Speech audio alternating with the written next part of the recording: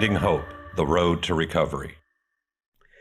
Hello, I'm Dr. Ken Bachrach, Clinical Director of Tarzana Treatment Centers, and I'm joined today by Dr. Clifford Feldman, who is the Psychiatric Medical Director of Tarzana Treatment Centers. We're going to be talking today about the use of psychiatric medications in the treatment of patients who have both psychiatric and addiction or substance use disorders. This is something that we see a great deal at Tarzana Treatment Centers, and we wanted to give you a little insight as to the role of the psychiatrist and psychiatric treatment. So Dr. Feldman, thanks for joining us today. It's a pleasure, Dr. Bachrach. Could you tell us a little bit about your background and your experience? Sure.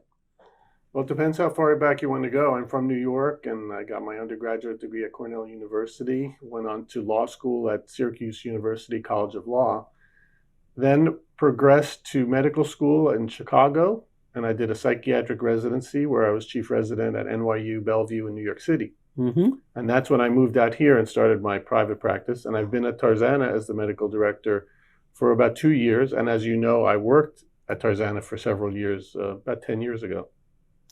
Well, thank you very much. Could you tell us a little bit about the types of patients or what patients you see during your work at Tarzana Treatment Centers? Absolutely. We see a wide variety of patients, and sometimes it's very complicated because we see patients who not only have a psychiatric illness, but also have substance use disorder. And sometimes when they have both and they're co-occurring illnesses, it's very hard to tease them out. We see people who have major depression, bipolar disorder, schizophrenia, schizoaffective disorder. We also see people who are coming into detox from opioids, getting off of meth, stopping using alcohol, and sometimes they have both. So those are the types of cases we see frequently at Tarzana. Well, you mentioned a number of things. I'd like to go back and kind of unpack it a little bit, if you don't mind. In particular, you mentioned depression. So what is depression? I think people know you get sad and stuff like that, but how is depression different than just getting like sad once in a while? That's a good question. You know, people do get sad once in a while, and it's not considered something that's treatable or pathological. If someone dies, grief and mourning is considered a normal reaction, and it's nothing to be treated.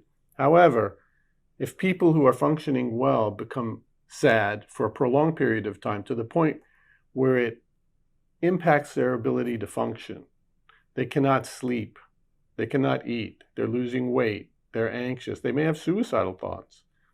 That's when it's time to seek help. Well, I know there's been a lot of attention to suicide and how much of a problem it is. So when you have a suicidal patient or a family member, you know, I know one of the things they mentioned that you should always do is don't try to ignore it, but to talk to the patients or to the family member about it and ask them genuinely, do you feel suicidal? Do you feel like hurting yourself or taking your life? And be willing to hear their answer. And if they say they feel like they maybe want to hurt themselves or they can't see living, then you really need to seek professional help, because this is a big issue that we want everybody to identify someone who may be severely depressed and suicidal. Now, you also mentioned other types of disorders. One of the ones you mentioned was bipolar disorder, which is often where there's mood fluctuations, some very severe and some maybe not so severe. Can you talk to us a little bit about what bipolar is and how might someone even identify it in a family member or a friend? So bipolar disorder, or what's often called manic depression, is characterized by at least one episode of mania. So you can have depression a bunch of times, but if you have mania once, then you have bipolar disorder. If you have what's called hypomania once, which is a little less mania, and I'll describe what mania is in a second, then you may have what's called bipolar 2 disorder, or even cyclothymia. But a manic episode is when someone who's not using any kind of speed or sedatives has rapid thoughts, pressured speech, you can't get a word in edgewise, they can't sleep, they do erratic things, They may be getting to spending problems or travel capriciously with no destination planned. Those kinds of things are the hallmark of mania, and that's bipolar disorder. Now, when people have bipolar disorder, are they only manic or have mania, or do they also then have depression too? Yes, they have to have depression, but to get the diagnosis, you need at least one manic episode. You can have depression, major depression, 5 times.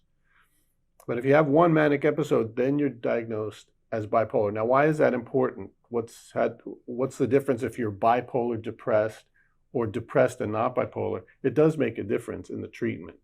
For instance, if you give someone an antidepressant with major depression, you just watch them recover to baseline. But if you give that same dose of antidepressant to a bipolar patient who's depressed, you might overdo it and they might become unstable and go into mania. So you have to be careful. So the diagnosis makes a difference in the treatment. Well, thank you. Now, another thing you mentioned were more of the psychotic disorders.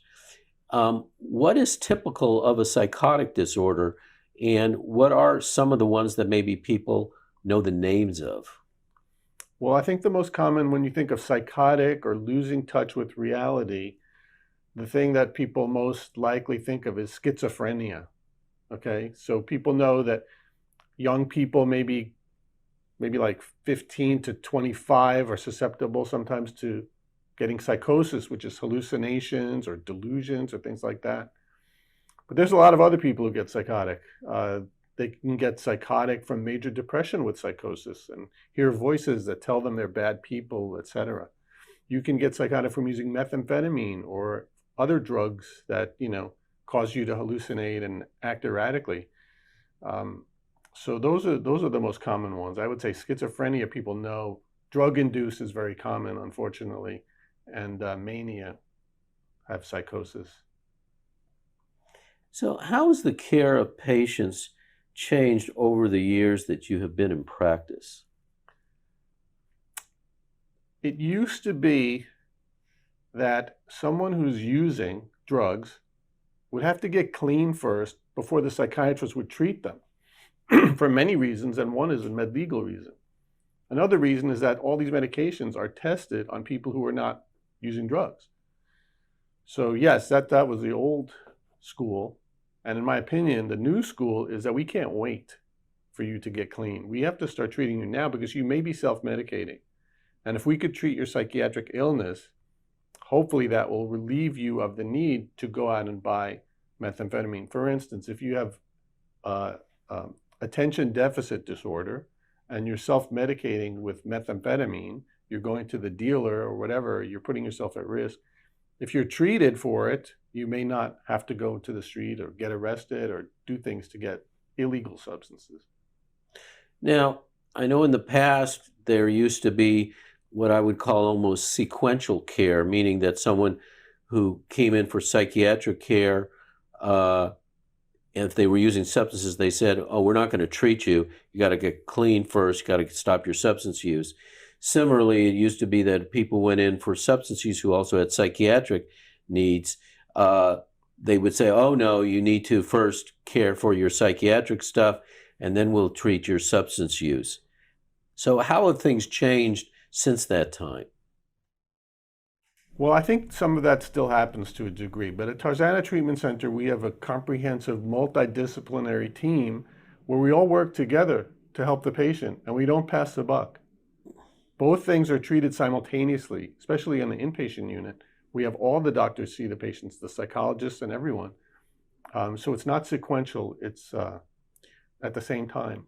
Right, so this kind of integrated care model is one of the things that I think has developed over the years and that's really important for everyone to understand. If you're dealing with a loved one who has an addiction and also a possible psychiatric issue, you need someone who can treat both of those at the same time, not just one or the other at different times. And the other thing is that even if you have both treated, you need to have communication, and that's one of the things at Tarzana Treatment Centers we are very proud of doing, is that we have one team that talks to each other, that provides that integrated care.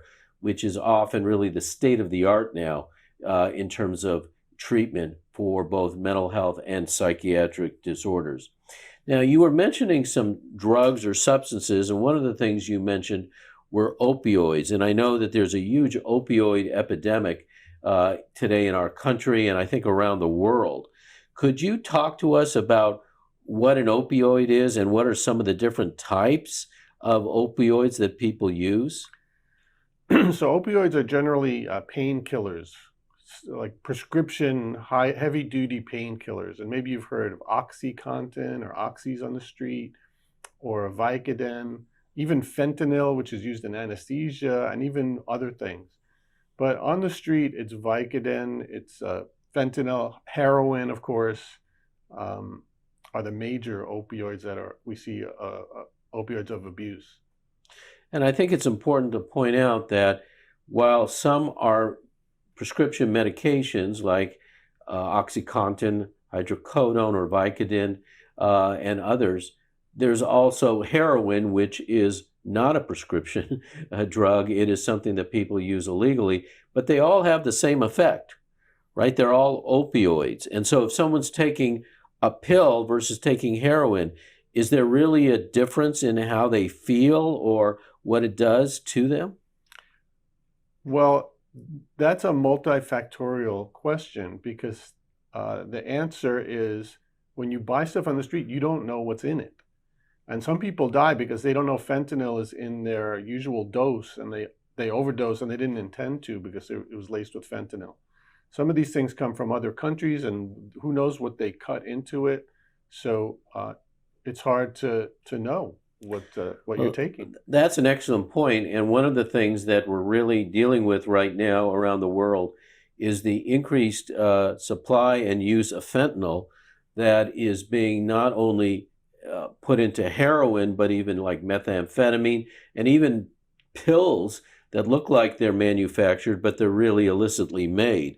So the reason why fentanyl is so dangerous is it's about 50 times stronger than heroin, and you can easily overdose, and it happens extremely quickly. So that's one of the things why we really are trying to educate people about the use of what's called Narcan, which the generic name is naloxone, because if someone can give you that Narcan or naloxone right when you overdose, it can save your life. But if you wait 5 minutes or longer, sometimes it's even too late for that. In New York, they're giving Narcan in dispensers on the street. So yes, that could save people's lives for sure.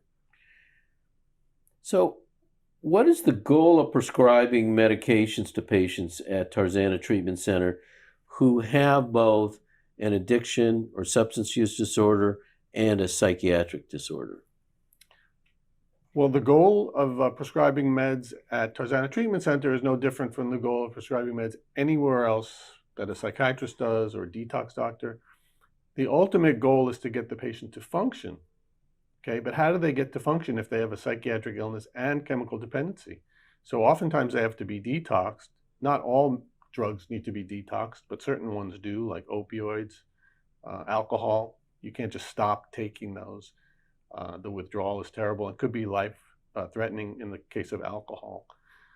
So sometimes you have to clean up, and then perhaps if the patient is self-medicating with those things, you have to understand what's going on with them and what symptoms they have to medicate them. Now, we've been talking a lot about medications, but the treatment isn't just medications, it's therapy too. These patients have a lot of trauma illnesses, there's a lot of PTSD that goes undiagnosed, that patients bury and then they just use to cover up the feelings. So our treatment includes that. Group therapy, individual therapy, trauma therapy, all those things. It's not just about medication. So could you tell us a little bit about the role that psychiatric medications play in the treatment? So for instance, people with depression who don't have bipolar disorder will be evaluated for antidepressant medication. What are those? Prozac, Zoloft, Paxil, Cymbalta, Effexor, maybe you've heard of those. So we The patient undergoes a full evaluation by a psychological team to see if they're bipolar or see what issues they have, what symptoms they have, and what diagnoses they've been given in the past, in addition to what substances they were using before they walked in. So for major depression, it's pretty simple. It's antidepressants. If you have bipolar disorder or an unstable mood, you may not need antidepressant. Even if you're depressed, you may just need what's called a mood stabilizer. And these include lithium, Depakote, Lamictal, or some common ones used to stabilize the mood.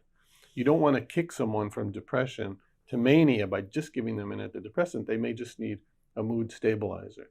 Someone who comes in with psychosis, whether or not it's from drugs, it doesn't matter. Once you have psychosis, you treat it with antipsychotic medication, Haldol, Risperdal, Zoloft, Abilify. There's a lot of them. Those are the major meds we use, because that's a lot of the people we see with the diagnosis like that. One more thing, if we have schizophrenic patients, we may consider long-acting injectable antipsychotic. And what that is, patient can get an injection and the medication is in them at steady state as if they were taking a daily pill for 1 month, 3 months, or even 6 months, depending on what injection you give. And I think that's a very valuable improvement in terms of treating patients with these severe psychiatric disorders, because I think everybody knows it's hard enough to take a pill every day, and if you have a serious psychiatric condition, they may forget it, they may be unstable, they may not even be able to manage their meds. So if you are getting an injection either once every month or every few months, that means that the medication is on board and you're getting the effects and the treatment from the medication. And that's a very valuable thing for people with those severe psychiatric conditions. I think many people are not aware of that. That's kind of something that's happened more recently, and it is something that is very beneficial for those patients. And our patients have been receiving that at Tarzana Treatment Center. So when someone comes to see you and you have to determine both their condition and maybe what medication you're going to start them on, how do you go about doing that? I think it would be important for everyone listening to understand the process, because I think it's somewhat of a mystery, that you go see a psychiatrist and they give you some medication, but talk about, really what happens so that people can understand when you go see a psychiatrist, what occurs and what can they expect? So what occurs on the inpatient unit is similar to what occurs in the outpatient when you go to see someone for the first time. We take a thorough history to understand what symptoms you have now, what symptoms you've had in the past. Have you been hospitalized? Have you taken meds before? Well, which ones were good? Which ones were bad? What medications have people in your family taken that were beneficial? We review the records to see what other people have said about your condition in the past, if you do bring them.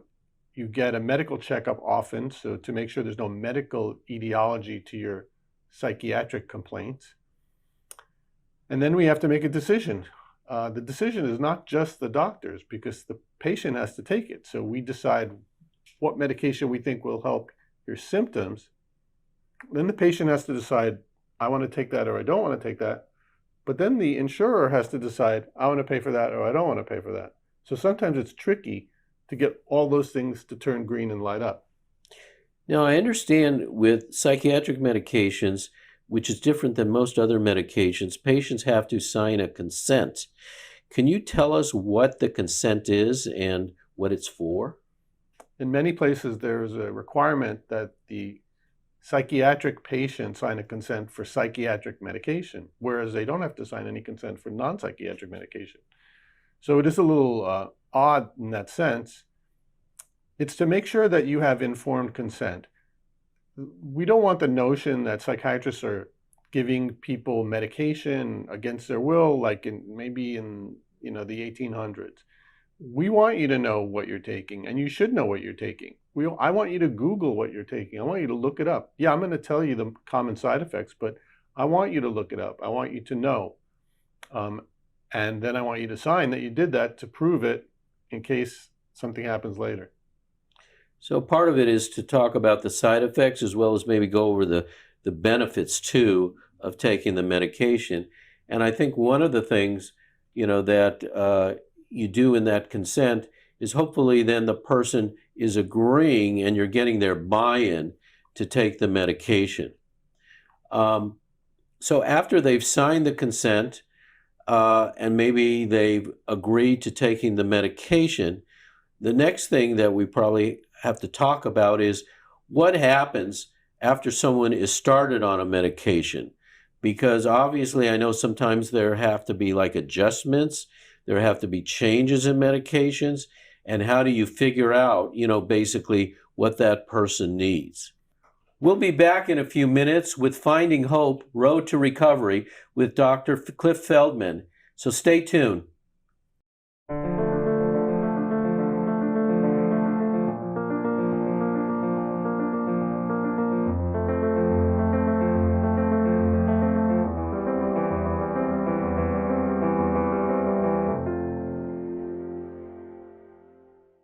Welcome back to Finding Hope, Road to Recovery.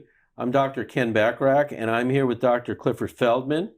And before the break, we were talking about medications and how you figure out once someone is started on a medication, what happens? I mean, do you change the medications? How do you figure out, if an adjustment is needed?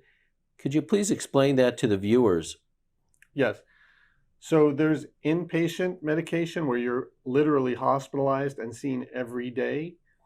And the pace of things in the inpatient is much more rapid, changing meds, seeing patients every day, as opposed to the outpatient where oftentimes you're seen once a month.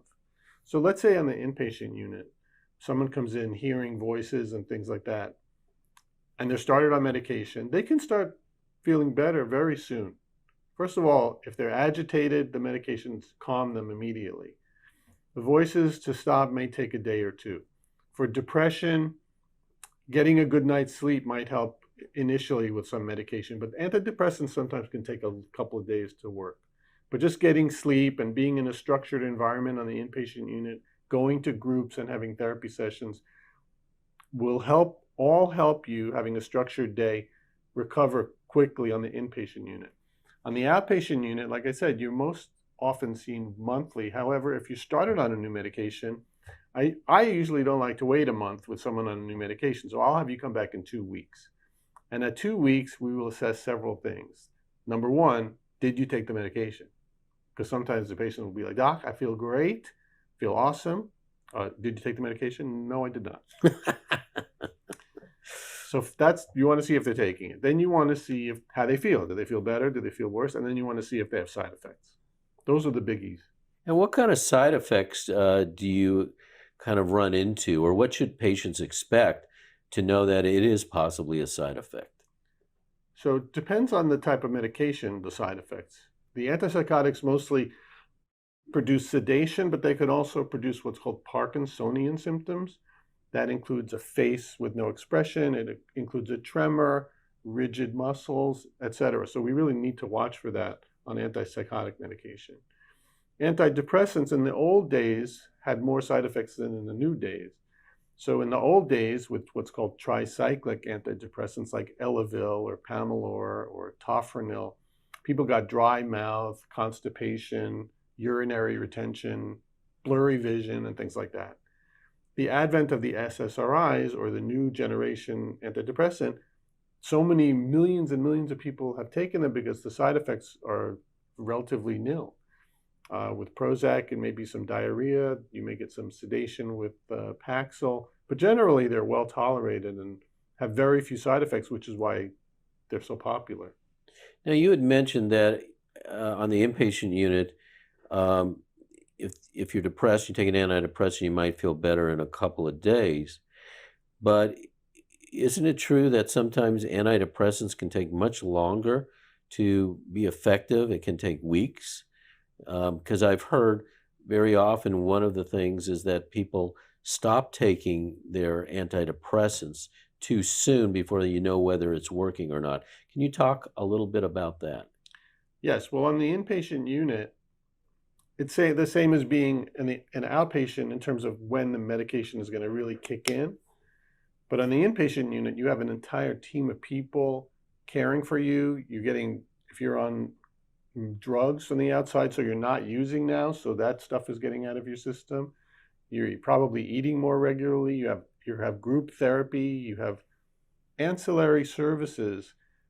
Aside from the fact that you've let yourself get treated, once you go in for treatment, you've kind of stopped resisting and you're just letting yourself be treated. And there's a lot to be said for that in terms of the course of your recovery.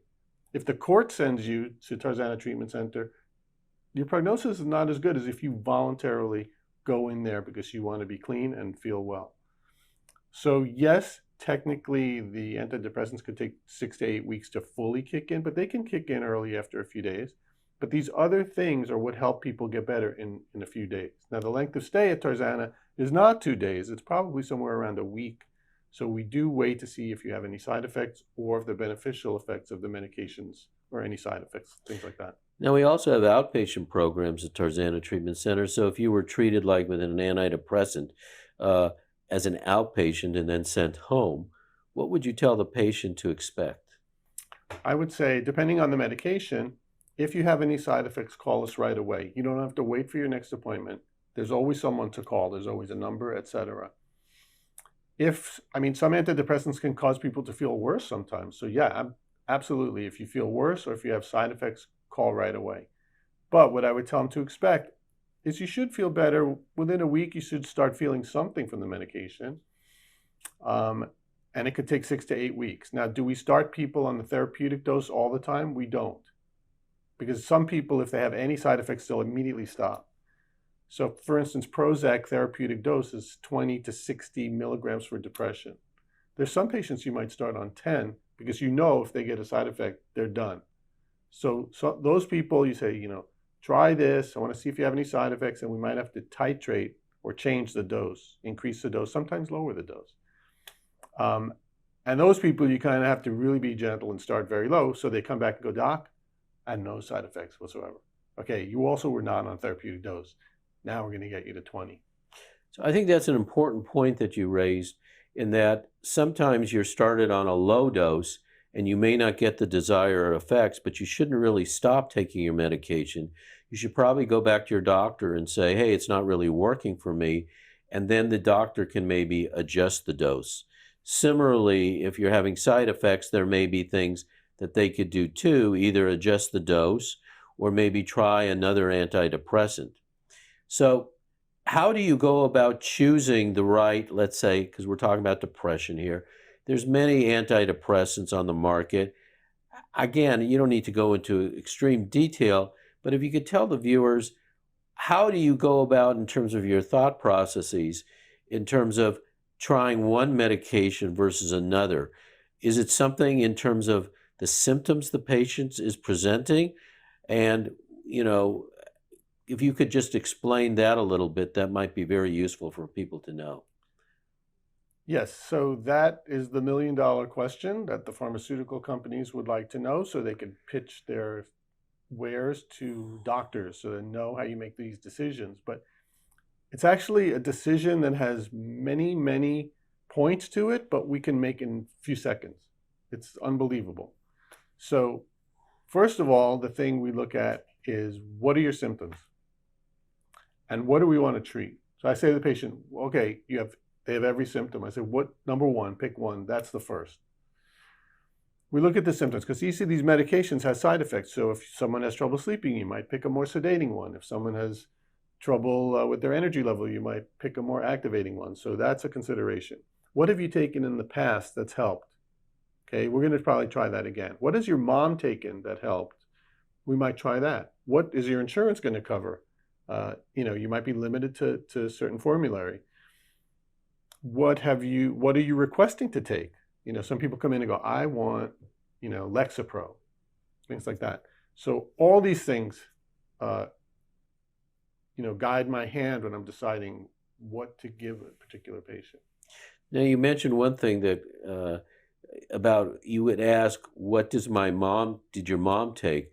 Why do you ask that question?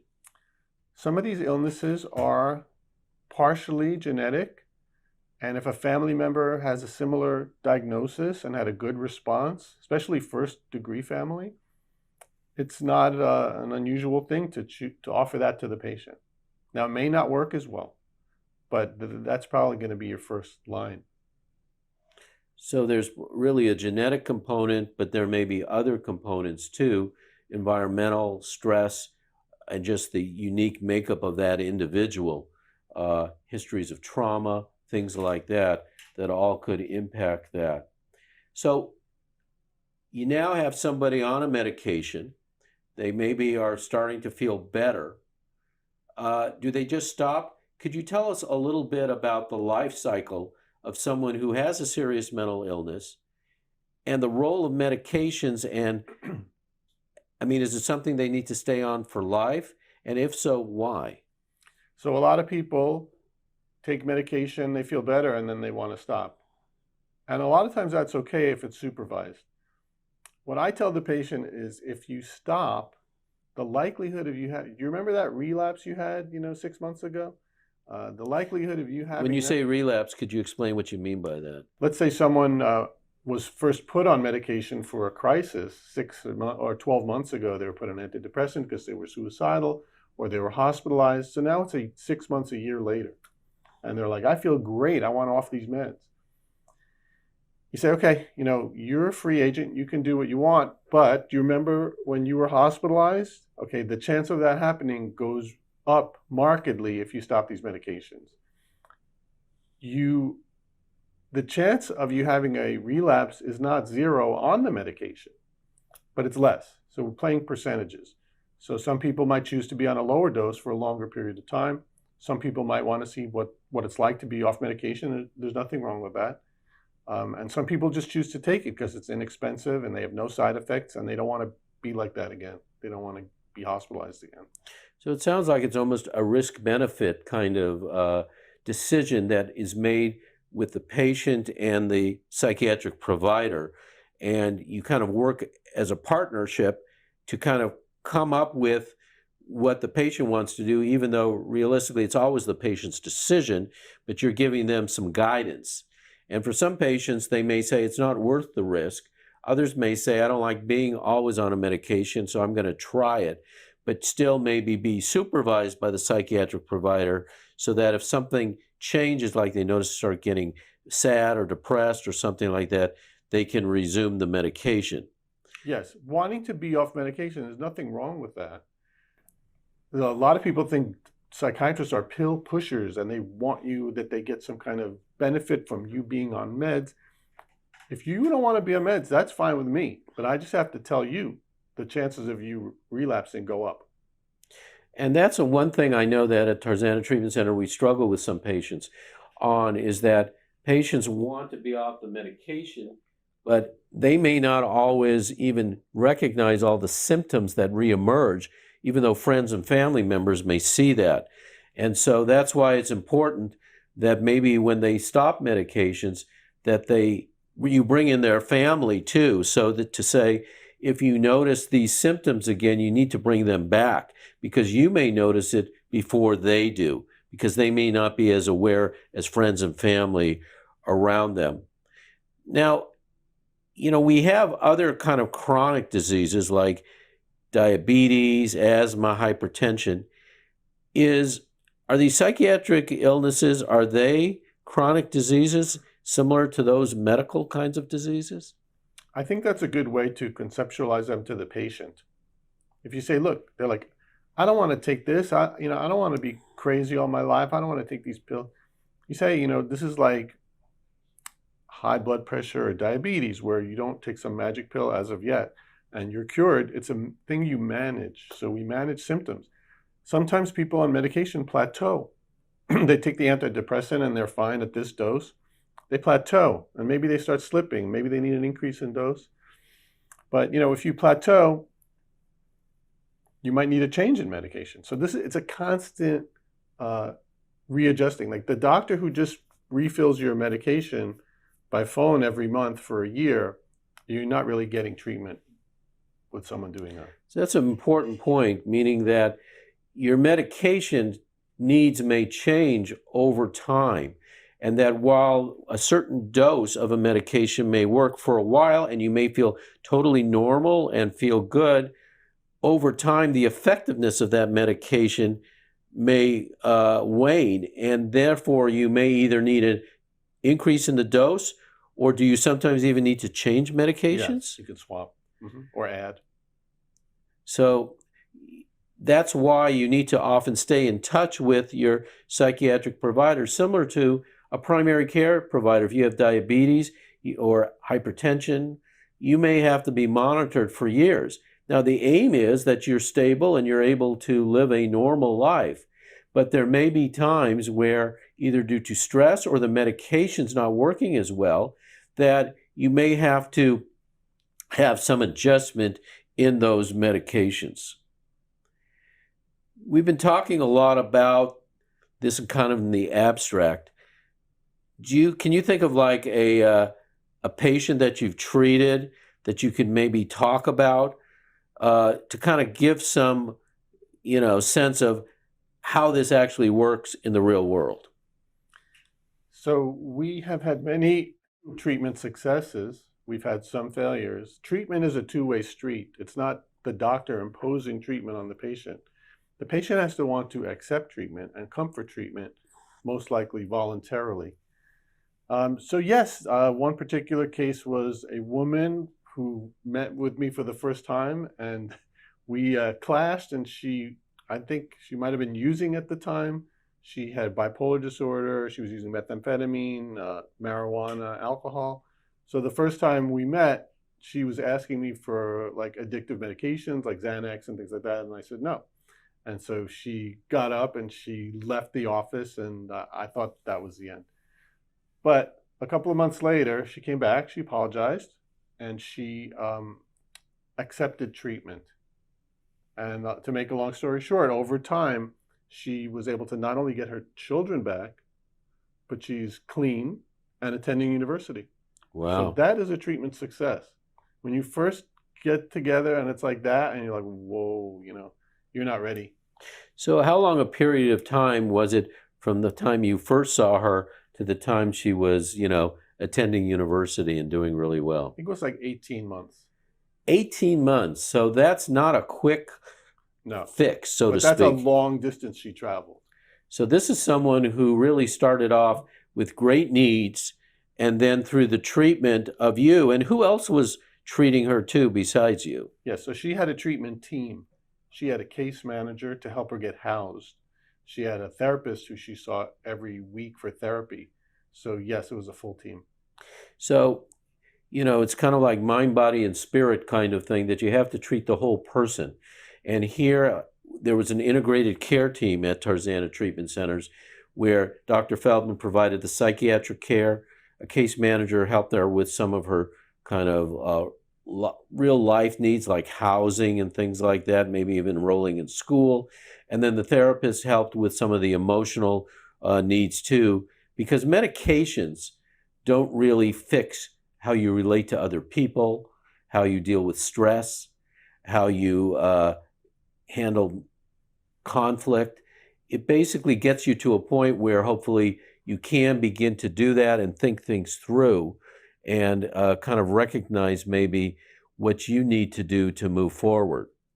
So that, I think, is very, very important to realize that it can take months, it can take years to make this kind of improvement.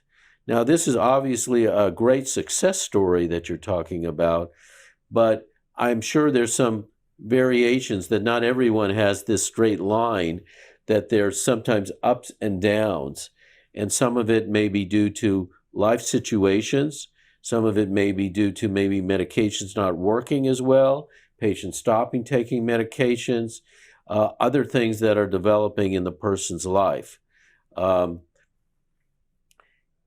talked a little bit about the inpatient treatment in the hospital. But could you talk a little bit about what we often refer to as levels of care? What is there besides being in the hospital or inpatient treatment? So the highest level of care actually is involuntary hospitalization, where you're put in there against your will. At Tarzana Treatment, we have voluntary inpatient care. So that's also a very high level of care, treating people with psychosis, suicidal thoughts, those kind of things.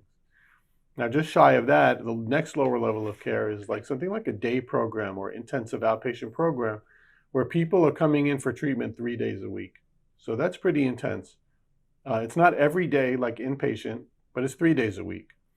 And we offer that, as well as outpatient care, where you're seeing the therapist maybe weekly and seeing the psychiatrist maybe monthly. So those, as you progress and get better, you need lower level of care. I think that's an important point to recognize. And I think one of the things at Tarzana Treatment Centers we offer is we offer that full continuum of care.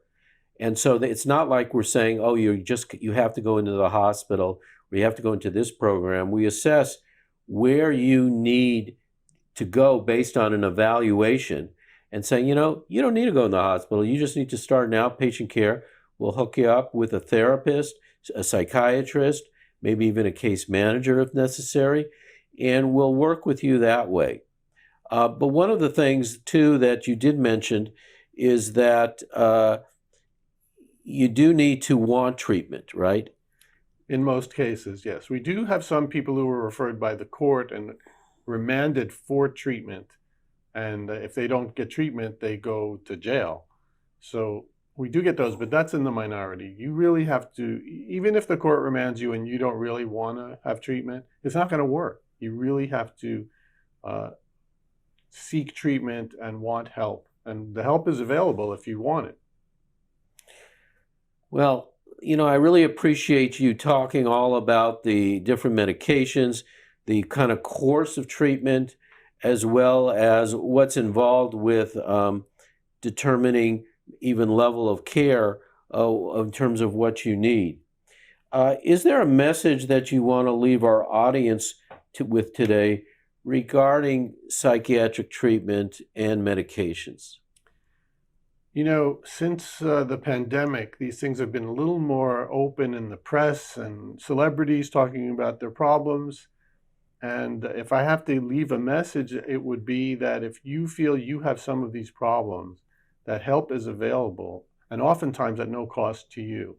If you feel depressed, if you're using drugs, you have to want to get help. And if you do, the help is there. That's my message. Yeah, and I think that just to remember that while medication is one part of treatment, it's not all of treatment, and that's where therapy comes in, family support, all of those things play a role. And most importantly, I think the message I'd like to leave our audience is that there is hope. There are competent professionals who can provide you or your family members with the care that you need. You do not have to suffer alone. It is still a stigma very often around the world that if you have a mental health problem, you're labeled as crazy or something. But there is effective treatment. And so please understand that there is hope, there is treatment, and that's why we are calling this whole segment, Finding Hope, the Road to Recovery. So I'd like to thank Dr. Feldman, and I'm Dr. Ken Bachrach. Thank you for joining us today on this segment of Finding Hope, the Road to Recovery.